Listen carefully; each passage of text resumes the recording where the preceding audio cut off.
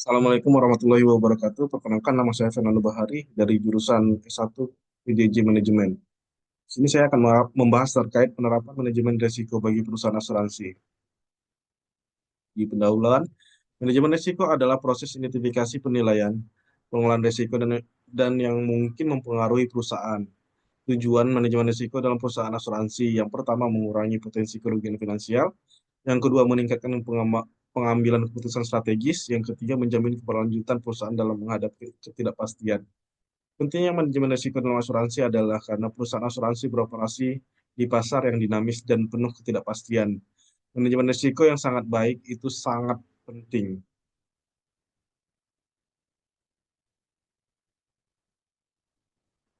Jenis-jenis risiko dalam perusahaan asuransi. Risiko yang pertama risiko underwriting yang artinya risiko terkait dengan keputusan dan penilaian risiko calon pemegang polis. Yang kedua, risiko investasi. Risiko kerugian dan portofolio investasi perusahaan akibat fluktuasi pasar. Yang ketiga, risiko likuiditas. Risiko terkait ketidakmampuan perusahaan dalam memenuhi kewajiban jangka pendek. Yang keempat, risiko operasional. Risiko yang muncul akibat kegagalan sistem, proses, atau kesalahan manusia. Yang kelima, risiko regulasi. Risiko perubahan aturan yang dapat mempengaruhi operasional perusahaan. Yang terakhir, risiko kredit. Risiko kegagalan pembayaran oleh pihak ketiga seperti reasuransi atau pihak yang memiliki kewajiban kepada perusahaan. Ini infografis jenis risiko. Ada underwriting risk, investment risk, liquidity risk, operational risk, regulation risk, credit risk. Pentingnya manajemen risiko bagi perusahaan asuransi. Yang pertama, mengurangi ketidakpastian. Ini mengidentifikasikan dan mengelola risiko dengan tepat dan meminimalkan ketidakpastian. Yang kedua, meningkatkan profitabilitas. Manajemen risiko yang efektif dapat meningkatkan kestabilan keuangan. Yang ketiga, kepercayaan nasabah. Mengurangi risiko klaim yang tak terduga dan memperkuat kepercayaan nasabah. Proses manajemen risiko, diidentifikasi risiko, proses untuk mengetahui atau mendokumentasikan semua risiko yang mungkin terjadi.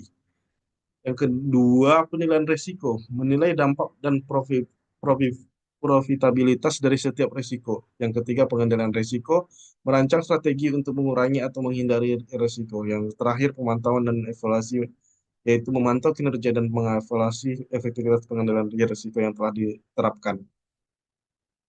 Di sini identifikasi risiko tersebut digunakan untuk meminimalisir segala sesuatu yang terjadi, yang mendahulukan segala sesuatu yang mungkin akan terjadi, karena kita harus mengetahui dulu apa yang akan terjadi. Eh, me- dengan cara mengetahui itu ya tersebut, kita bisa menanggulangi ya risiko tersebut agar tidak terjadi lebih besar atau lebih berbahaya untuk perusahaan tersebut. Dan di ketika kita mengidentifikasi risiko, disitulah kita akan menilai ya risiko tersebut apakah sangat berbahaya atau tidak. Di situ ya kita bisa melihat dari proses tahun ke tahun, atau dari data yang ada, atau dari perusahaan yang ada.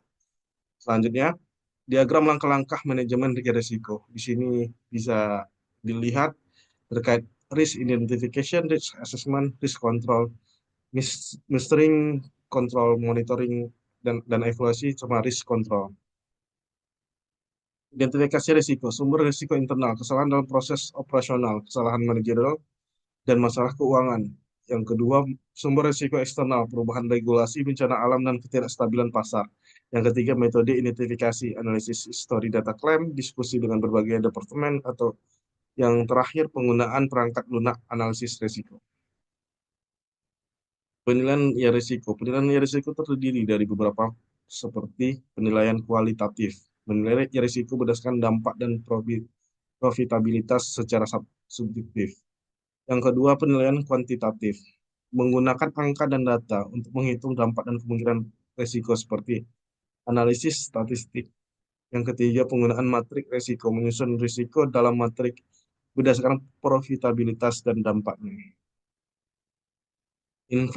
Infografis matriks risiko. Berikut adalah infografis matriks risiko dengan contoh pengambilan untuk memberikan gambaran yang jelas. Di sini ada terkait risk assessment-nya, terkait pengendalian risiko. Penghindaran risiko, menghindari aktivitas atau keputusan yang berisiko tinggi. Yang kedua, pengurangan risiko, mengambil langkah-langkah untuk mengurangi dampak atau probabilitas risiko. Yang ketiga, penerimaan risiko. Menerima risiko jika biaya untuk menguranginya lebih besar dari potensi kerugian. Transfer risiko, mengalihkan risiko ke pihak lain seperti dengan asuransi atau kontrak. Pemantauan dan evaluasi risiko. Pemantauan berkala dilakukan untuk pengecekan terhadap risiko yang ada dan kebijakan yang diterapkan. Kemudian dilanjutkan dengan evaluasi kerja yang bertujuan untuk mengevaluasi apakah strategi yang diterapkan berhasil atau perlu perbaikan. Dan selanjutnya, penggunaan teknologi yang berguna untuk memanfaatkan alat-alat teknologi untuk pemantauan risiko secara real time. Strategi pengolahan risiko pada perusahaan asuransi. Yang pertama, diversifikasi produk, yaitu mengurangi risiko dengan menawarkan berbagai produk asuransi untuk berbagai jenis nasabah. Reasuransi, yang artinya berguna untuk mengalihkan sebagian besar risiko kepada perusahaan reasuransi untuk mengurangi beban klaim yang besar. Yang ketiga, hedging.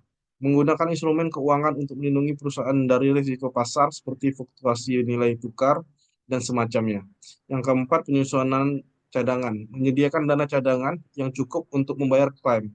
Contoh, perusahaan asuransi menggunakan reasuransi untuk mengurangi risiko besar setelah bencana alam. Teknologi dalam manajemen risiko, big data dan analitik, yaitu penggunaan data besar untuk menganalisis tren risiko dan meramalkan risiko di masa depan. Yang kedua, kecerdasan buatan atau AI. AI digunakan untuk menilai risiko dengan lebih cepat dan akurat. Yang ketiga, blockchain digunakan untuk menjamin transparansi dan keamanan transaksi serta klaim. Studi kasus keberhasilan dan kegagalan manajemen risiko. Yang pertama, kasus yang terjadi pada perusahaan asuransi A, yaitu terkait perusahaan ini gagal dalam memprediksi risiko underwriting dan mengalami kerugian besar setelah terjadinya klaim massal. Hal ini disebabkan karena penilaian risiko yang kurang teliti dan kurangnya cadangan yang cukup untuk menutupi klaim. Contoh ini merupakan studi kasus gagalnya manajemen risiko. Yang kedua, kasus perusahaan asuransi B. Perusahaan ini berhasil mengelola risiko besar melalui strategi reasuransi dan diversifikasi produk. Penyebabnya keberhasilan adalah karena penggunaan analisis big data yang untuk melakukan prediksi klaim dan transfer sebagian risiko ke reasuransi. Hal ini merupakan studi kasus keberhasilan manajemen risiko. Kesimpulan dan saran. Yang pertama, kesimpulannya, manajemen risiko adalah kunci untuk memastikan keberlangsungan dan profitabilitas perusahaan asuransi. Terkait sarannya, ada 3 saran menurut saya. Yang pertama, tingkatkan penggunaan teknologi dalam manajemen risiko. Yang kedua, melakukan pemantauan dan evaluasi yang rutin. Yang ketiga, diversifikasi produk untuk mengurangi konsentrasi risiko. Terima kasih. Sekian penjelasan dari saya. Wassalamualaikum warahmatullahi wabarakatuh.